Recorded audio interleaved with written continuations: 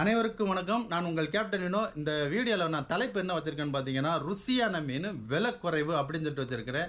அந்த ருசியான மீன் என்ன மீன், அந்த மீன் ஏன் விலை குறைவு அப்படின்னு சொல்லிட்டு இப்போ நம்ம பார்க்க போகிறோம். இப்போ அவங்க தட்டி விட்டுட்டாங்க. இதுதான் அந்த ருசியான மீன். இந்த மீனுடைய பேர் வந்து கொளிசாலை மீன். இந்த கொளிசாலை மீனை வந்து பொரிச்சு சாப்பிட்டாலும் சரி, குழம்பு வச்சு சாப்பிட்டாலும் சரி, இப்போ உள்ள கண்டிஷனுக்கு, அதாவது இந்த ஃப்ரெஷ்ஷாக சாப்பிட்டோம்னா ரொம்ப சுவையாக இருக்கும். இந்த மீனில் வந்து முள் ரொம்ப குறைவாக இருக்கும், சதை நிறைய இருக்கும். இந்த மீன் வந்து 1 மணி நேரம் ஐஸில் வச்சுட்டோம்னா கூட இந்த மீன் வந்து கலர் மாறிடும். அப்புறம் அந்த சதை வந்து லூஸ் ஆயிரும்.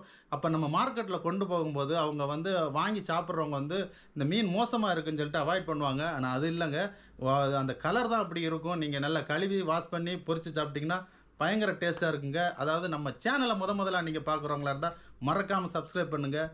உங்களிடம் வந்து விடைபெறுவது உங்கள் கேப்டன் வினோ. நன்றி, வணக்கம்.